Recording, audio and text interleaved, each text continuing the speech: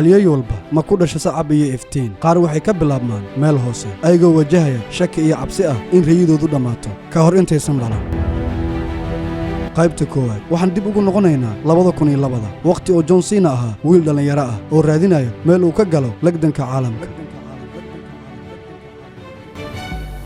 John 2002 wiil dhalinyaro ah oo aad u caaboon ayaa soo dhaxgalay reengaha asagoo u jawaabay halyeeyga Kurt Angle ma jirin qof garanayay magaciisa laakiin indhihiisa waxa ka muuqatay Ruthless Aggression ama gardaro aan naxariis lahayn habeenkaas John Cena wuxuu adduunka u sheegay inuu yimid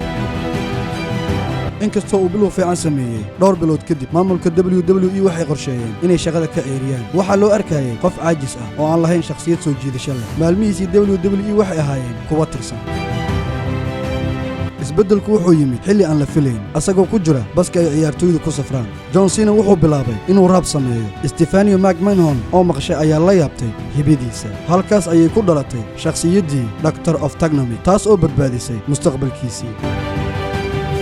John Cena wuxuu bilaabay inuu ahay qof kasta oo ka hor yimaado asagoo adeegsanaya maansooyin iyo raab dadku waxay bilaabeen inay u arkaan mid ka duwan kuwa kale inkastoo uu ahaa heel ama laacib xun haddana dadku way jooji waayeen inay u sacbiyaan WrestleMania 20 John Cena wuxuu ku guuleystay horyaalkiisii ugu horeeyay United States Championship markii uu garaacay Big Show dunidu waxay garatay in jiilkii cusbaa uu hoggaanka la wareegay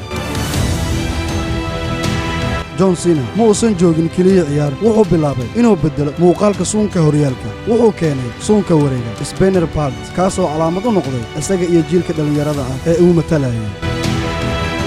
qaybtii hore ee safarkiisa John Cena wuxuu ka soo baxay mugdigii shaqo ka ciirinta wuxuuna noqday xidiga ugu saameynta badan WWE laakiin xukunka dhabta ah hadda ayuu bilaabanayaa